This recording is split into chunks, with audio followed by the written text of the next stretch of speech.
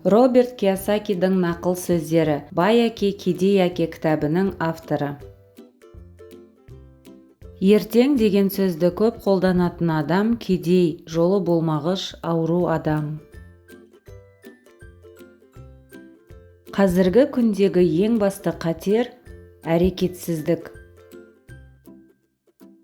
Бос уақытымды тиімді пайдаланғанымның арқасында мен қазір баймын. Өмір ақша мен уақыттың ойынынан тұрады. Бастыққа немесе ірі компанияға жұмыс істеу ақша мәселесін шешпейді. Әрбір адамға жаны қалайтын ісімен айналысу үшін қол, аяқ, бас және аптасына 168 сағат берілген. Біз өз әдеттеріміздің құлымыз. Әдебіміз түзелсе, өміріміз де өзгереді. Адамды кедей қылатын сылтау. Ең бағалы нәрсе уақыт. Адамдардың көбі оны дұрыс пайдалана алмайды. Уақытын өзін емес, өзгені байытуға жұмсайды. Бүгінде миллиондаған адам болашағы жоқ жұмысқа күш жұмсап, ақшасын бос құртумен айналысуда. Мен қораның сыртындағы өмірдің қорқыныш тудыратынын білемін. Жұмыстағы қиындықтар, ақшадан тапшылық және мүмкіндік жоқтай көрінеді. Алайда мен сізді ондағы өмірдің біте қайнасып жатқанына сендіргім келеді.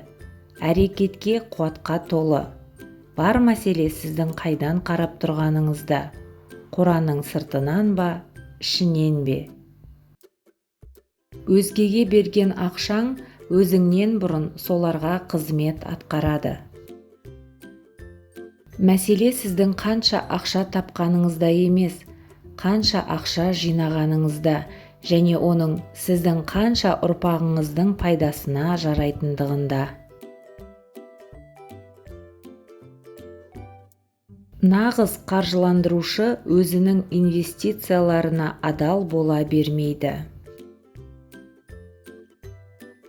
Табысқа жетудің кілті өзгелердің көрмегенін көре білу.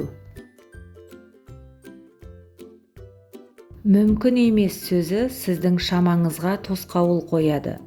Не істесем болады деген сұрақ миыңызды жұмыс істетеді.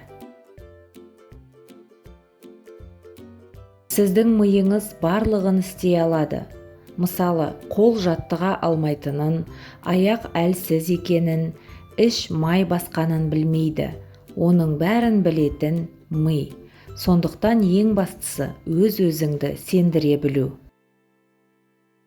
Кәсіби инвестор нарыққа кіру, нарықтан шығу уақытын және өз ақшасын ойын үстелінен қалай алып кетуді білуі керек. Жеңілістен қорықпаңыз. Жеңімпаздар жеңілуден қорықпайды.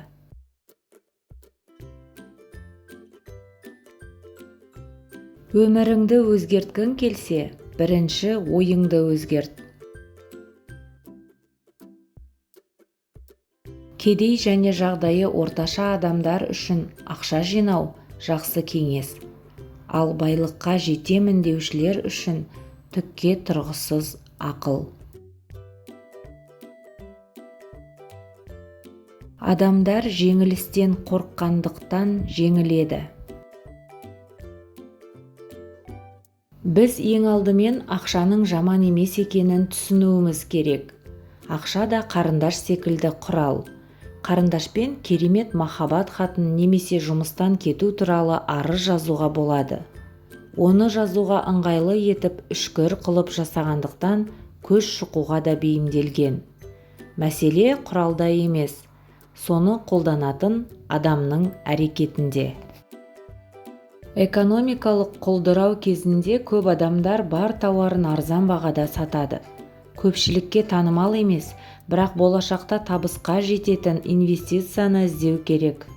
Ең жақсы инвестициялар таныстардың арасында ыңғайлы бағада сатылады.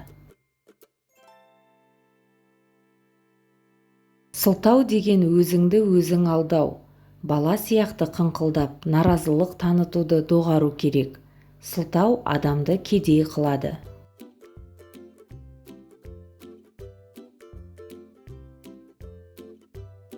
Кәсіби қаржыландырушы тек бір бағытта жұмыс істейтін, қажет кезінде басқа бағытқа шығуға мүмкіндігі жоқ жобаға қаржы салмайды. Жалдамалы жұмысшыларды өз қаржыларын басқаруға үйретпесе, қартайғанда зейнет көремін деп жинап жүрген ақшасының қайда құйылып жатқанынан бейхабар етсе, онда ол қалайша өз өмірін басқара алады.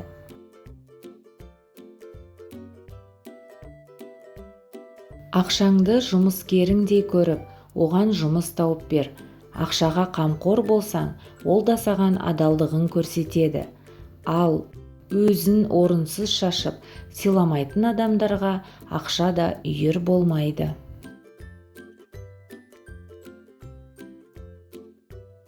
Егер өз өміріңді басқарғың келсе, ақшаны қалай жұмсағаныңның себебін білуің керек. Егер олай істей алмасаң, ақшаңды басқа біреуге, яғни зейнетақы қорына бергенің дұрыс. Сәтсіздік сені жетістікке жетелейтін бір жол. Сәтсіздіктен қашатын адамдар жетістіктен де қашады.